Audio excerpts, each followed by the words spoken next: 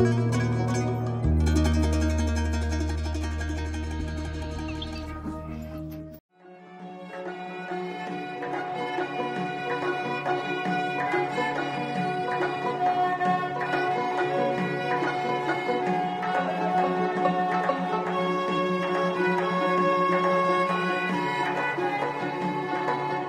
همه سلام دوستان خوبم. این لحظه ما تصمیم گرفتیم که برنامه نوبتی یک روز دهه را از یکی از دهه‌های بسیار هم زیبا و سرسبز ولی کمی دورتر که نامی خیلی عجیب و جالب دارد شهبچه تهیه ثبت و پیشنهاد نماییم. از بس که راه ما این نوبت خیلی دورتر بود ما بگاه به همین مکان زیبا و دیدنی رسیدیم و در نظر است که صبح بر وقت برنامه را ثبتش را شروع نماییم. تا این دم نظر افکنید به زیبایی هایی که ما تا آمدن به اینجا تعیین نموده.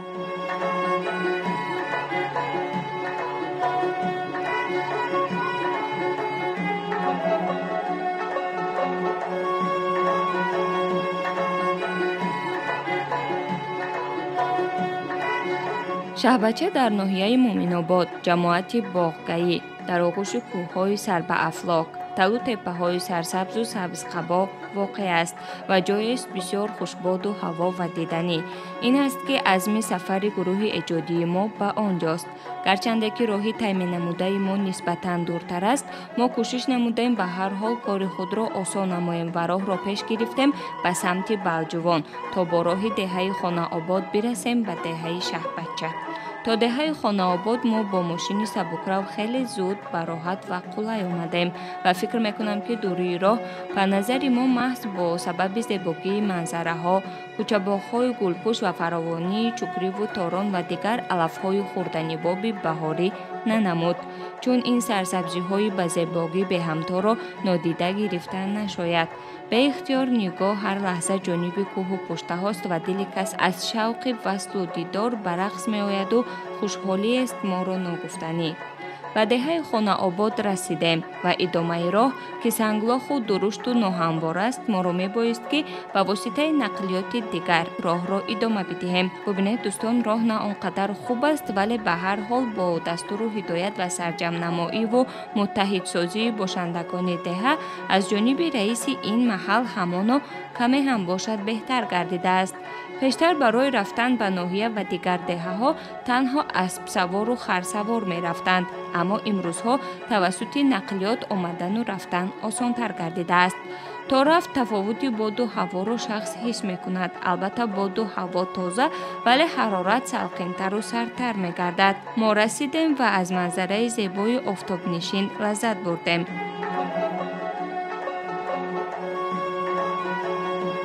اینجا شامگاهانش خیلی زیبا و بازم دیدنی است و دمیدن صبح را اینک انتظار می شویم تا کار را هم مردم ده و هم ما گروه ایجادی شروع نماییم.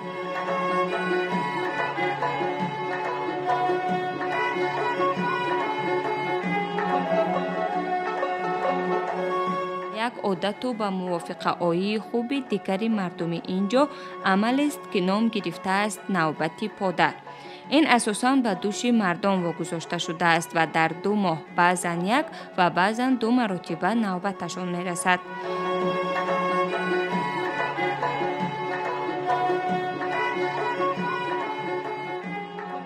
اصلا با روایتایی که ما شنیدیم از کلانترا شهبچه گفتنی یک شاه گفتنی در شهر سمرقندی جمهوری ازبکستان مرقد دارد. شهبچه‌ای که امروز در اینجا نام کرده است یکی از نبیره‌های همون شخصی متفکر بوده است. وقتی که سفر را اینجا می‌کردن اگه چقدر حقیقت دارد در سفری که میان در اینجا به طرف مثلا پامیر میرفته بودن یا که یاخسو میرفته بودن اینجا همین بچه مثلا روزش بود شده است هلاک شده است با کدام سبب نامعلومه در ما، لیکن همین قدر روایت داریم که شهبچه به نام همون بچه نبیره‌ای همون شاهی سمرقندی بود. تو پیدا شدن راهو در این محله مردم با وسای خر اسب مرکز ناحیه میرفت، دیگر شرایط نداشتم. در این حال همه تمام ماشین اومدن میروم. در فصل بهار و تابستان و تیرما، در فصل زمستان فقط اتومبیل نیوه میرود. تنها در دهه ما مسئله آب نوشابه کمی مشکل است که اگر که دستگیری میشد که ما همین آب انبار کردیم موضوع به تشبوس مردم دهه کوشش داریم که آب را در می سال 2024 با تمام خانه ها تقسیم نماییم. 4 طرف دهه ما رو هست. ما از مرکز نوگه اگر در مسافه 13 کیلومتر جلوی باشیم، از دیگر مرکزهای سودا اما که در مسافه 3 کیلومتر دورتر جایگیر هستیم که آوردن اوزقه برای ما یگان مشکلی نمیکشند و بسیاری اوزقه‌واری مردم ما از محصولات خودی است، از زمین‌های نزد حولیگی. اگر خطا نکنم گویم که در اینجا تمام نمود میوه‌ها هستن. باغ‌ها بچه‌ها بنیاد کردن: زردآلو، سیب، نوک، گیلاس، چهارمغز، پیستا، بادام، دلانه، آلوچه. این چیزهای اساسی هستند که در می دهه ما در جنگل ها هم موجود است. در موسم بهار اساساً زراعت های غله‌دانگی، گندم، جو همین چیزا رو میکنم. از پیروزی باشد خربزه، تربوز. در فصل بهار کارتوشکا، پیاز، گشنیج و اکروب، این دیگر چیزا هستن که در فصل بهار تو گرم شدن در ما میشوند. من چیزا خدمت مشکلی های زیاد داشت ده در دوره پیشتره. حاضر اینها با دستگیری مقامات اجرایی حکومت دولتی، حکومت ناحیه مومن آباد برطرف شدند به مانند مکتب، دخترخانه، راه. از یک طرف دیگر صاحب کارای محلی بودن که البته وطندارای همینجا بودن، در اینجا زندگی هم که نمیکردن، دستگیری کردن همین مردم همین دیه را برای آبادیش.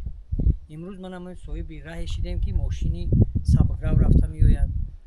خب شغل اساسی مردم کشاورزی، باغکاری، خب چربه‌داری و کم و بیش هم باشد زنبور عسل پروری می‌باشد.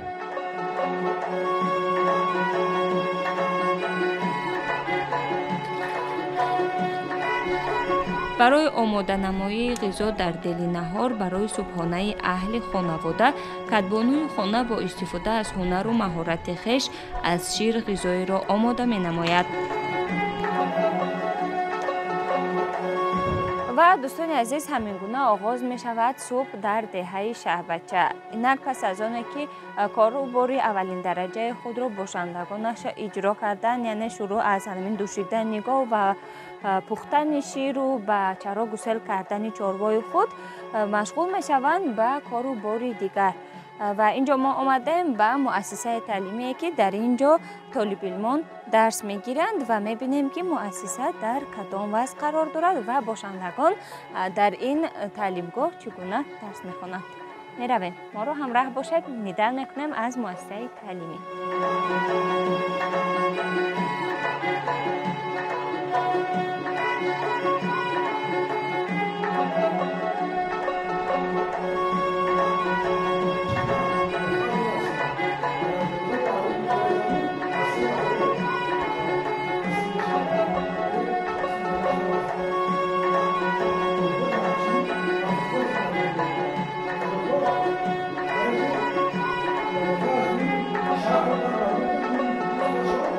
اینجا با دیدن مؤسسه تعلیمی زیبا و مجهز با عیانیت‌های خوانش خیلی خوشحال گردیدیم و خوانندگان و استادان از ما دیده خوشحال‌ترند از وضع و حالت بینای نوی مؤسسه.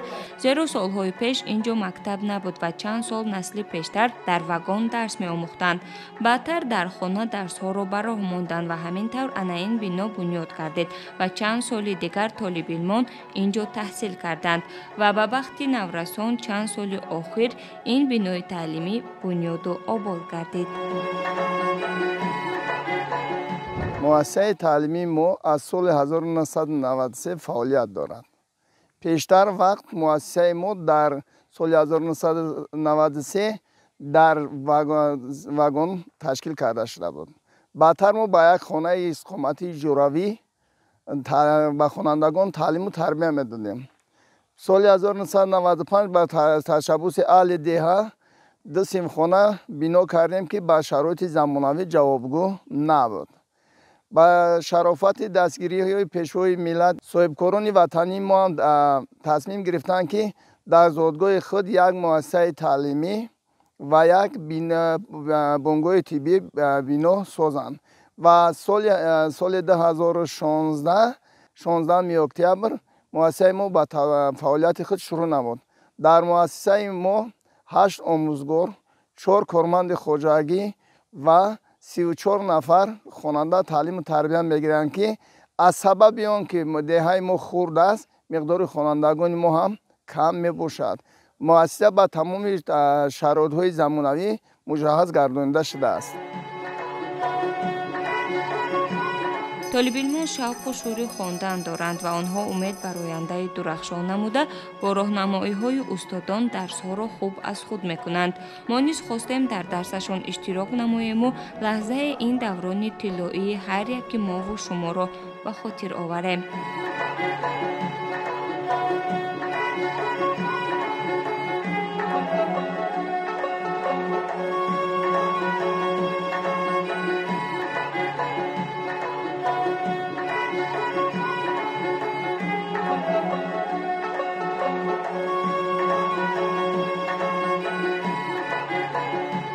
اینجا تنقیصی از آب نوشاکی میکشند. چگونه؟ آب نوشاکی را در ظرف‌ها گرفته با خر به خانه‌هایشان میکشانند. بنابراین پای مشکل جویایی و دلتنگی از نبودن مغازه را یک سو گذاشتند، ولی پای آبادی و توسط قبورها به هر یک خانه آوردن آب هستند.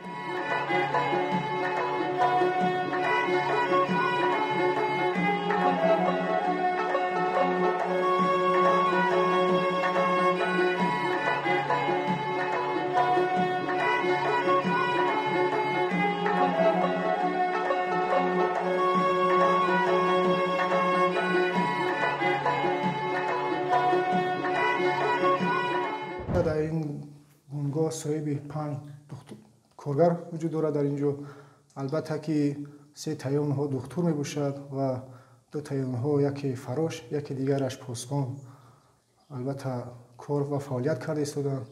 این بیماریایی که به ما مراجعت میکنند در این بنگاه ما میریم سر وقت، مثال یاری تجلیل خود را میرسونیم، میبینیم احوال مثال بیمار را میبینیم چی طور است، در کدام حالت است. ما البته یاری خود را میرسونیم و به دکتر ناحیوی مراجعت میکنیم، راحت میدیم به دکتر ناحیوی. البته دکتر ناحیوی میبیند، تعیینات میکند میا و پسان باشد ما اون بیماران رو توابت مثال از روی داروخط این دکترها ما توابت رو دوام میدهیم. البته که بیمار تیزتر شفا مییابد و صحت سلامت میماند. وضع بیماران البته خیلی مشکل تر بود، از آن جمله که ما دکتر وجود نداشت در اینجا، بنگاه هم نبود مثال. از اون جمله ما بیماران رو هر یک بیمار به ناحیه و به مثال دههایی که بنگاه البته داشتن مراجعت میکنن و توابت خود رو مثال البته میگرفتن. ما البته دیدیم که متخصصان طب در اینجا وجود ندارد، البته که نمیرسد. ما تصمیم گرفتیم که رفته به کالج های طبی داخل شده البته خوانیم، علم آموزیم و آماده به خلق خدمت کنیم که خلق ما البته مثال محتاج دیگران نشوند و از اون جمله که دکتران از دهه خود جایگیر هستند ما با آنها یاری اولی خود را برسانیم.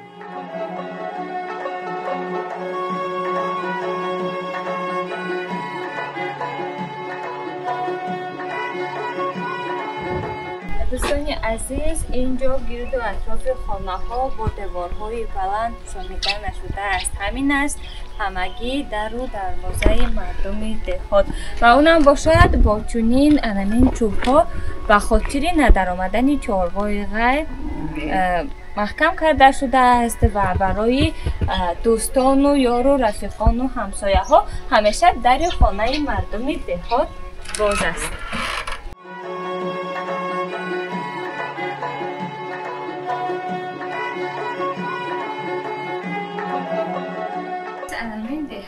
به شیر و جلغات و چکر تصور کردن غیر امکان است و امروز ما به خانه اپای بیبی جان آمدیم تا همین آماده نمایی چکر و قلوت و دوغکشی و دیگر محصولات شیری را تهیه ثبت و پیشکش شما نماییم. میرویم. میگیرم معاینه میکنم. بیاد میبینیم که همین سرشیر رو چگونه میگیرن. من طعمش رو چشیدم ولی ندیده بودم یکم بار که چگونه میگیرن. میجوشن خیلی بسیار هم بوی اشتی آوری با مزه شیری گرم. بسم الله الرحمن الرحیم. چی را پشتن؟ الرحمن الرحیم.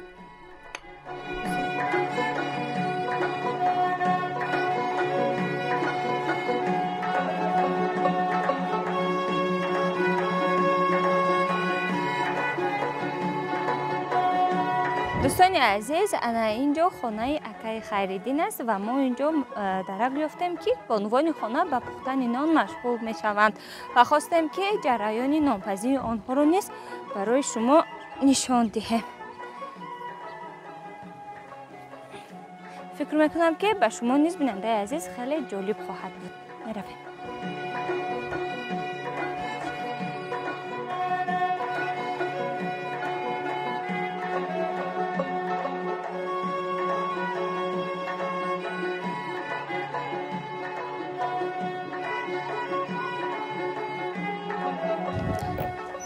السلام علیکم. خوبه نفنرزین؟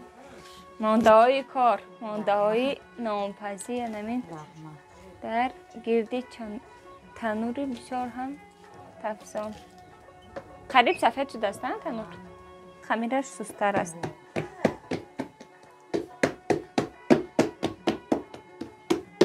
راست کردن در روی تخته کار شما رو بازم آسان‌تر میکند برای یک خیل تنوک شدنی.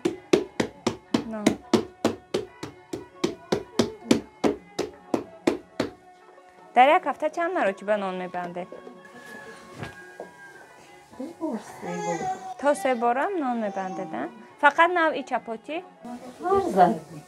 کلچه میکنم، پتیر میکنم، نان میکنم، تنکی میکنم، با کمچکه که و طبع دلی فرزندان اهل خانه. اگر مخفی نباشد دوستداران چپاتی در خانه شما کیا هستند؟ چپاتی رو کی بیشتر دوست می‌داره؟ کودکان. یعنی چپاتی امروز به خاطر مرد خانه بسته می شود. پس از آن که تنوک کردیم پشتش را آرد میکنیم، آب میکنیم، با کارد کمی سوراخ میکنیم برای که دم نکنه میچسبونیم.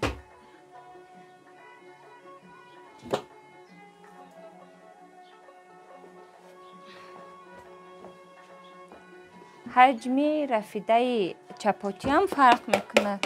مخصوص برای پختن چپاتی دوخته شده است که خیلی کلان است. من در برنامه‌های قبلی چپاتی بسته بودم ولی یکم بار تنوک نکردم. فکر میکنم که اینجا کمی هم باشد از عهده‌اش میبرایم. به هر حال من رو نظارت کنید تا نان خوبتر بیاد. قسم مبنی رو نمیکنید؟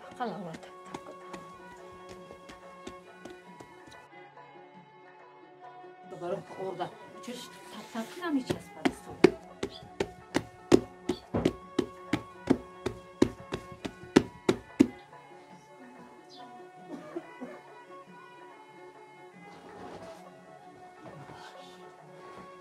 این گونه است نانی دویمی ما. و فکر میکنم که از عهده‌اش برآمده است. نانی بسته من نیست، قریب در حال سرخ شده است. کمی دیگر انتظار میکنم و میگیریم.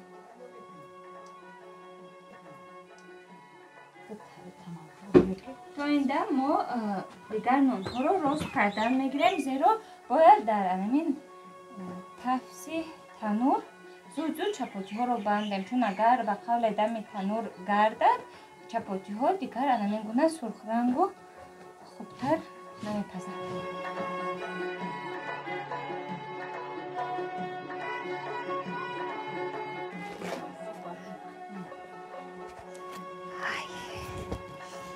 نان خیلی گرم است، دستی کس می سوزد ولی بوی به نهایت فارم و اشتها آور دارد. اینجا کمی زیادتر ایستاد در تنور و سرختر شده است و فکر میکنم که انا همین سرختر خیلی قاقتر و لذیذتر می شود. من همین گونه اش را دوست می دارم و خیلی بدتر به دل محسود یکم نام دوم و سومش رو میبینیم.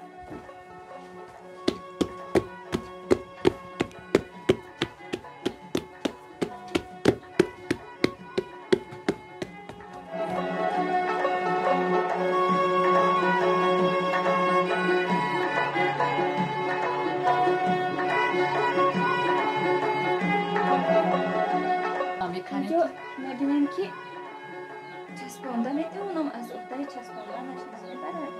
رفیده خیلی کلانتر است. به جایی که دستم میخواه بشنبش.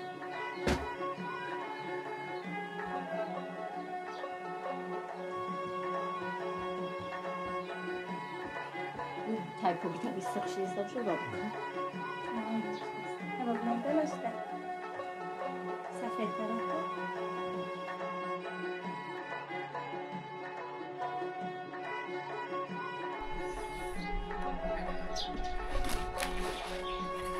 بر درجه علمان اپاهای تجربه داری ما نامد ولی به هر حال فقط کردن ممکن. دوستان عزیز و همین گونه آماده گردیدن یک چپاتی های ما. اینجا اپای دلبر دیگر نوعی نانهای خود را کلچه و فطیرها را میبندند. علاوه را اثر نمانده استادن از بس که فرصت تنگ است و باید ما برویم تا دیگر کارهای دیگر را ثبت نماییم. بنابراین یک بار نظر افکنید به چپاچی‌های امروزه ما رو پیگیر باشد تا حال و هوای دهه را باز هم خوبتر و مردمش را کار و پیکارش را جالبتر بکنیم.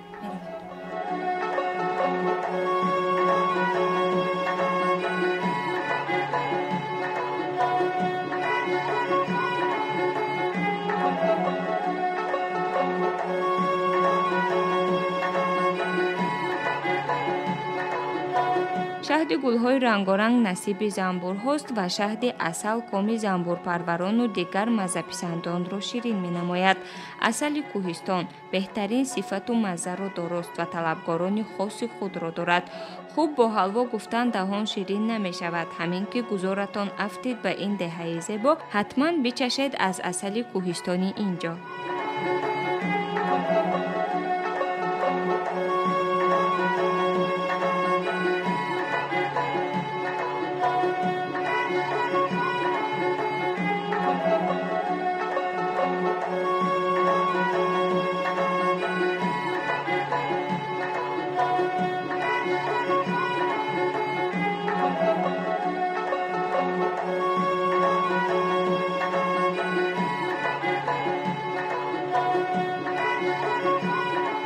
از جرقات آماده شده حتما که دوغ میکشند و مسکه حاصل میکنند. این کار به نظر من به نهایت آسان و شوق‌آور مینمود. به محبا بار اول خواستم از جریان این کار هم با یک حس کنجکاوی واقف بگردم. غیر عادت که هست کمی دشوار بود و راستی بازوانم اندک به درد آمد. خیلی جالب بود ولی قوتی کفایه در من نبود تا روغن مسکه را به در آرم و چون میگویند به پیر مرو که در بمانی خوشبختانه برای من دوغکش با مهارت و کاردان بود و این کار را از دست من گرفت و ما روغن مسکه را بالاخره به در آوردیم.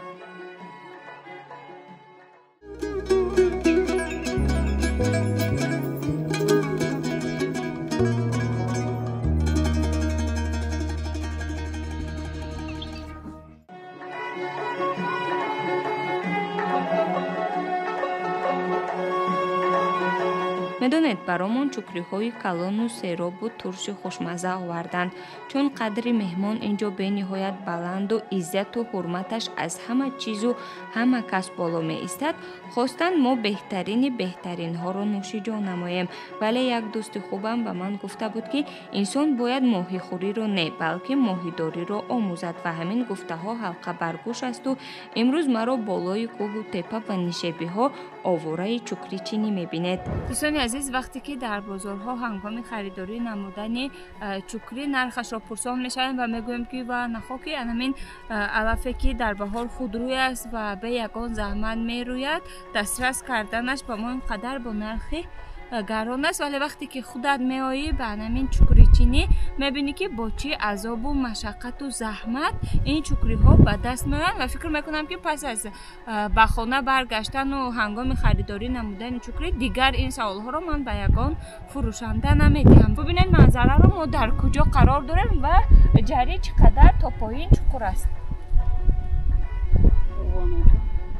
ва барои чидани анамин миқдори 2-3 чукри бубинед ки мо аз кадом баландӣ ба ин ҷо фаромадем ва поин чӣ қадар чукри аст. қимати як чукри ба мо хеле гарон афтид. дӯстони азиз, барои омадану чукри ба даст овардан чукришинос будан дар кор аст ва маҳорати хуб доштан дар кор аст. ҳамин қадарҳоро фаромадем. бубинед чукриҳое ки ҳоло нав будан ба даст омад. чӣ илоҷ насиб бошад ба даст меояд ки не ҳамин гуна мешавад. натиҷа меравем ба боло.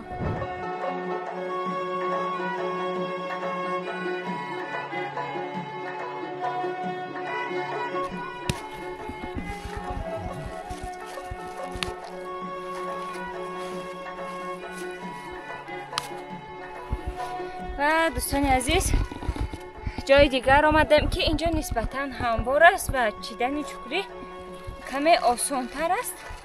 инҷо бачаҳои дар деҳот буда зуд омада чукриҳое ки рӯиданду калон шуданд чида мебаранд ва ба мо ҳамин гуна чукри расид. пас аз чидани онҳо беҳтар аст ба ҳар ҳол аз чукриҳое ки ман дарҳо ҷарӣ чиндам. инҷо ҳам ҳамвор аст, ҳам чукриҳо нисбатан калонтар. фикр мекунам ки анам чукриҳое ки худат ба дастат мечинӣ маззааш бениҳоят фарқ мекунад, чунки бо меҳнат ба даст оварда шудааст ва як лаззати дигар дорад.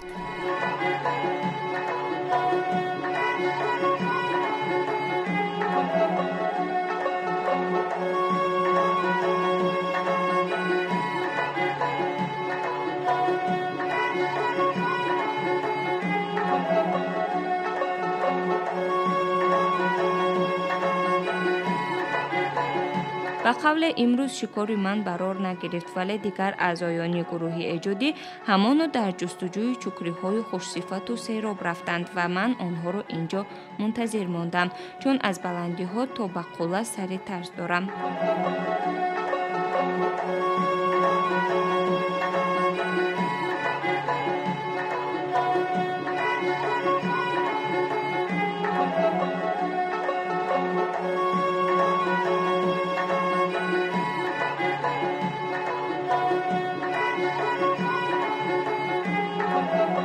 дар барномаи қаблӣ бароятон гуфта гузаштем ва аксарияти шумо бинандагони азиз аз ин одати хуби мардуми деҳот хабар доред ва шоядам шумо ҳам ин анъанаро идома медиҳед. дар фасли зимистон бо боришоти барфи аввал бо навбат дар хонаҳо қуртоб омода менамоянду мардумро бо он зиёфат медиҳанд. дар деҳаи шаҳбача бошад, ин анъанаро дар фасли баҳор низ иҷро менамоянд, вале чун ин фасли сарсабзиҳост, кадбонуҳои чаққону кордон ва пурҳавсала оши бурида бо истифода аз алафҳои баҳории табиию худрӯй, инчунин гандумкуча ва ширкаду омода менамоянду аҳли деҳа ҷамъ омада нӯши ҷон мекунанд. аз нони якдигар шикаста суҳбатҳои хубу ҷолиб ва самимиро бо меҳру муҳаббат ва дили орӣ аз кинаву адоват меороянд. агар занон дар фикри ободии хонаву дар ва фарзандонашон ҳарф бизананду фикр кунанд, кӯдакон ғарқи дунёи беғаши худ ҳастанд ва мардон ҳамоно дар фикри ҳарчи бештару пештар обод намудани деҳа, ҳалли мушкилоти оби нӯшокӣ ва бунёди мағозаву таъмини бошандагон бо маҳсулоти ғизоии ниёзи мардум ҳастанд. мо низ хушбахтона дар ҷамъомади эшон ҳузур доштем ва ба гуфти худи мардуми деҳа меҳмонони қадрдонашон будем. шодии кӯдаконро ҳадду каноре нест. ҳама саргарми бозиҳои шавқовар бо ёру дӯстон ва дугонаҳошонанд. майдони кушоди сарсабз, боду ҳавои тозаву салқин ба кас ҳаловати хосае мебахшад. беихтиёр таб болидааст. ҳисси хушҳолиест туро фарогир миёни ин ҳама меҳру муҳаббати мардуми оддию хоксор, самимиву меҳрабон. اگر از گیرودار زندگی خسته‌اید و از این همه شور و مغل و غوغا می‌گریزید، دور نروید، به ده بیایید و آرامش رو در طبیعت در می‌یابید.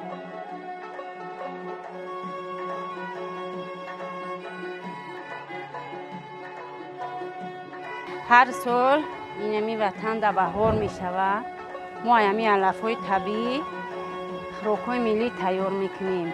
اهل ده جمع می شود. دلده میکنیم، کدو با شیر میکنیم، شیر برنج میکنیم، اوتلا میکنیم. خوراک‌های ملی تیار میکنیم. خب امروز شما میبینم که در دیگ کلان فکرم دلده آماده کردید. آشی کوچا میگویند در بسیاری از منطقه ها. و خوب میگفتید که همه آماده نمایی دلده چگونه است؟ دلده را گندم میچکیم، شب تر میکنیم، سحری نخ طلوبی قطعی تر میکنیم، سحری در دیگ میدوزیم، آب میریزیم، میپزیم. وقتی که دونش پخت گرد میشکنیم، علف شکتی میدوزیم. گرد میشکنیم یعنی آردی لوا میکنیم؟ آردی لوا میکنیم. این زمان دلده تیار شده است؟ تیار شدگی. از شب تا سحران فکر میکنم که در مدت 12 ساعت تیار شده. خیلی غذای نازک است و فکر میکنم که شما کدبانوی خوب هم هستید، زیرا از همه غذای نازک را در این چرابینی و عهده شما واگذار کردند. مادامی که آماده شده است پس ببردارید. بینندگان عزیز میگویند که ریسکی میکنیم پیش از آتش میآید و این است دلیل گفته.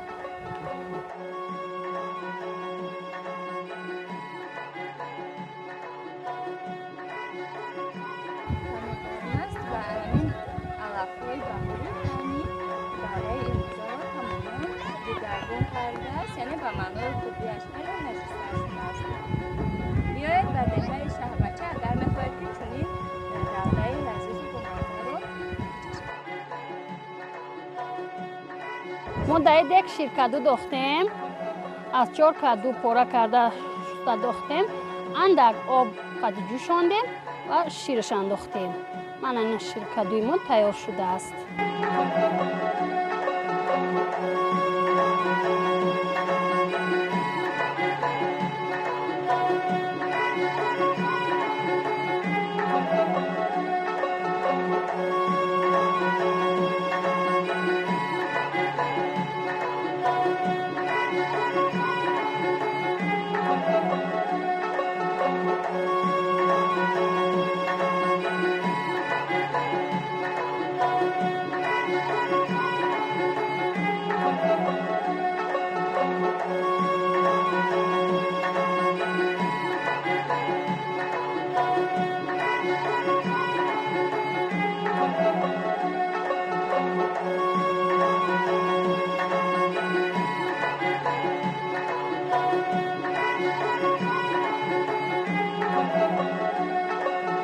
بینندگان عزیز، آهسته آهسته روز هم بگاه شد و با به انجام رسیدن چرابینی امروزه برنامه نوبتی یک روز دهه نیز به انجام میرسد. ببینید از بس که دهه در کوهسار جایگیر است، هوا خیلی تغییر یابنده است.